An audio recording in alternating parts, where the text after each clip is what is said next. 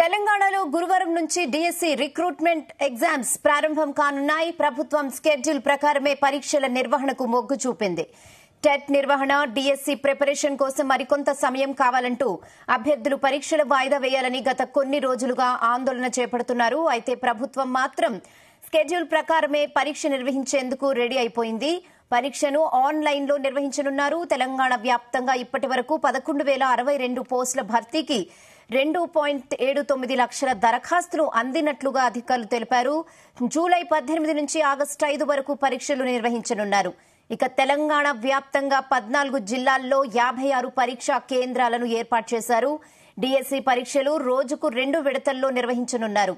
Hall టికెట్లలో తప్పులు దొర్లాయంటూ పెద్ద సంఖ్యలో తెలంగాణ పాఠశాల విద్యాశాఖ కార్యాలయానికి విద్యార్థులు రావడంతో వాటిని సరిచేసి ఆన్లైన్లోనే అందుబాటులో ఉంచనున్నట్లుగా అధికారులు తెలిపారు.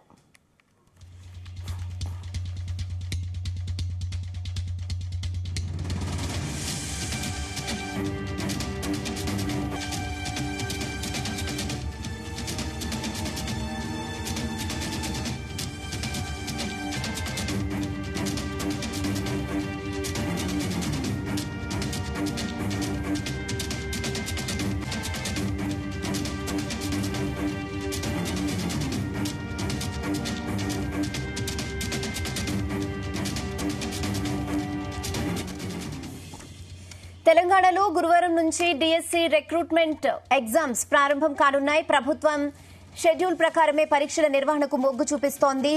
టెట్ నిర్వహణ, డిఎస్సి ప్రిపరేషన్ కోసం మరికొంత టైం కావాలంటూ అభ్యర్థులు పరీక్షల వాయిదా వేయాలని గత కొన్ని రోజులుగా ఆందోళన చేపడుతున్న విషయం తెలిసిందే.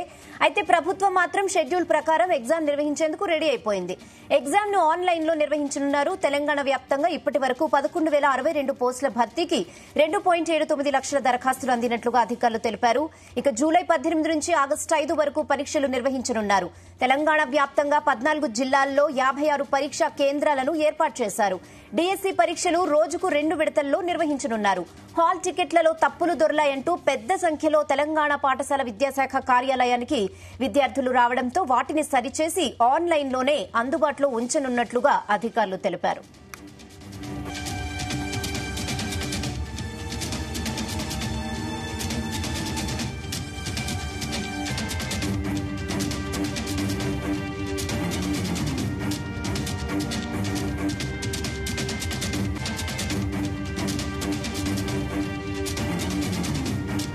ఇదే విషయంపై మరిన్ని అప్డేట్స్ మా ప్రతినిధి శ్రీచరణ్ అందిస్తారు.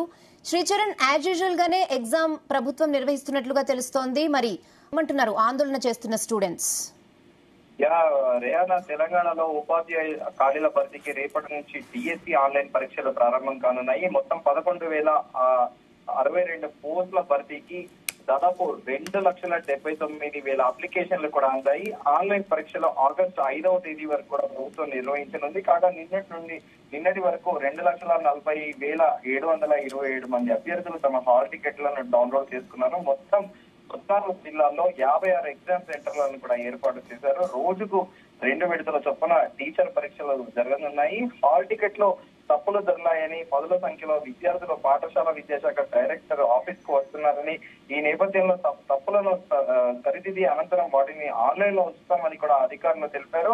మరోవైపు డిఎస్సి పరీక్షలు వాయిదా వేయాలంటూ అభ్యర్థుల నుంచి తీవ్ర నిరసనలు వ్యక్తమైనప్పటికీ రాష్ట్ర సర్కార్ అసలు వెనుకంజ వేయలేదని చెప్పుకోవాలి. కానీ నిరుద్యోగులకు కాస్త ఊరటనిస్తూ త్వరలోని 6,000 పోస్టులతో మరో డిఎస్సి ఉంటుందని సాక్షాత్ డిప్యూటీ సీఎం బట్టి విక్రమార్క ప్రకటించిన విషయం తెలిసిందే. ఇదే చివరి డిఎస్సి కాదని నిరసనలు మాని పరీక్షలకు అభ్యర్థులు సన్నద్ధం కావాలని కూడా ఆయన పిలుపునిచ్చిన విషయం తెలిసిందే. మరోవైపు 1 కంటే ఎక్కువ సబ్జెక్టులకు పరీక్ష రాసే అభ్యర్థులు విషయంలో రాష్ట్ర విద్యాశాఖ కీలక నిర్ణయం తీసుకుంది. ఒకే రోజు 2 సబ్జెక్టులు పోస్టులకు సంబంధించిన డిఎస్సి పరీక్షలుంటే అలాంటి వారు మార్నింగ్ ఎగ్జామ్ రాసిన చోటే 2వ పరీక్షకు హాజరయ్యేందుకు వెసులుబాటు కూడా కల్పించింది. మరోవైపేమో ఈ రోజు సచివాలయంలో మంత్రి పొన్నం ప్రభాకర్ ని కూడా డిఎస్సి అభ్యర్థులు కలిసినట్లు కూడా సమాచారము. దీనిపైన మనకి పూర్తి స్థాయి సమాచారము మరి కాసేపట్లో కూడా తెలియనుంది. ప్రభుత్వానికి వారికి ఏం వినతి చేశారో, ప్రభుత్వం సానుకూలంగా ఉందా లేకపోతే యథావిధిగా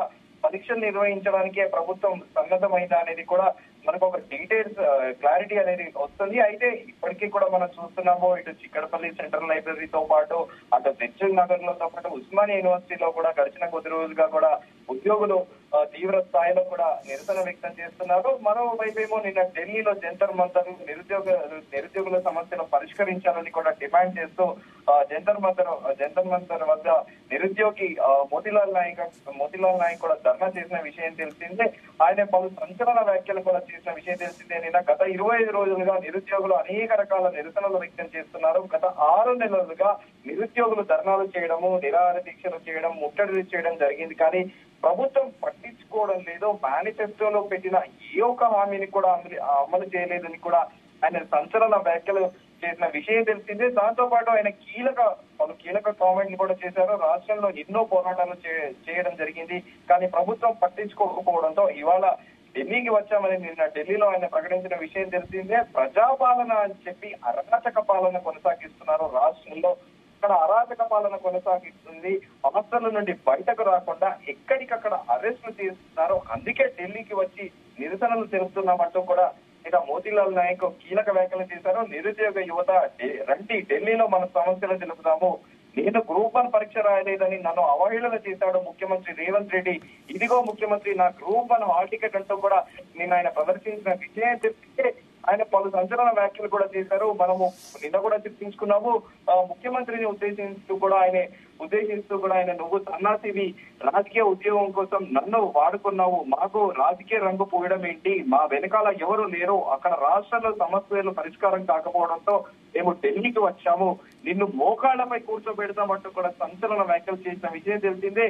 నీవు నిరుద్యోగులకు క్షమాపణ చెప్పకపోతే నిన్ను ఖచ్చితంగా నిరుద్యోగులు మోకాళ్ల పైన కూర్చోబెడతారు. మా డిమాండ్ పరిష్కారం చేయకపోతే ఢిల్లీలోని రాహుల్ గాంధీ సైతం ఇంటిని ముట్టడిస్తామంటూ కూడా ఆయన సంచలన వ్యాఖ్యలు చేసిన విషయం తెలిసిందే. దాంతో పాటు రాహుల్ గాంధీని కూడా ఉద్దేశిస్తూ, రాహుల్ గాంధీ నీవు మా దగ్గరికి వచ్చావు, కానీ ఇప్పుడు మేము నీ దగ్గరికి వచ్చాము.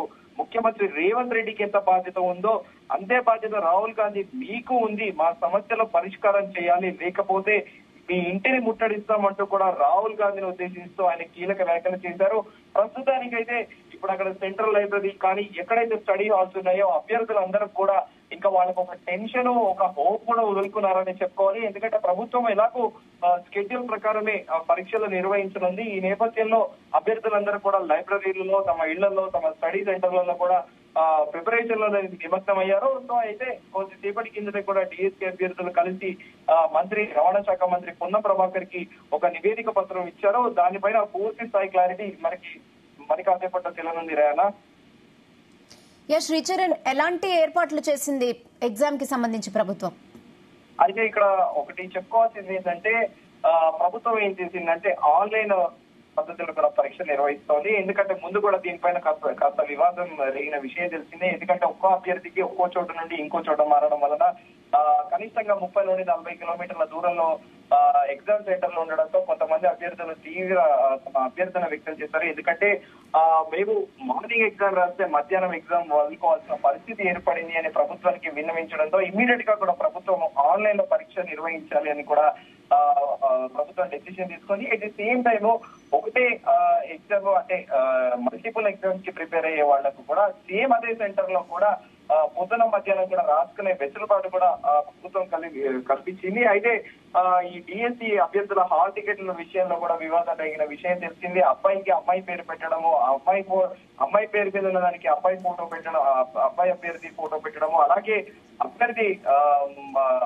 మగవాడిని ఉంటే ఆడవారి ఫోటో పెట్టడం, ఇదంతా వివాదాస్పదం జరిగిన విషయం తెలిసిందే. ఈ నేపథ్యంలో విద్యాశాఖ కార్యాలయానికి వెళ్లి అభ్యర్థులందరూ కూడా ఇమ్మీడియట్ గా చేంజ్ చేయాలని, తమ ప్రాబ్లం సాల్వ్ చేయాలని, హాల్ టికెట్లు ఉన్న ఇబ్బందులన్నీ కూడా వాళ్ళు వివరించారు. ఇప్పటికే విద్యాశాఖ అధికారులు కూడా దాదాపు అవన్నీ కూడా పూర్తి చేశారనేది కూడా మనకి ప్రాథమిక సమాచారము. రేయానా? Okay Sricharan, thanks for the updates.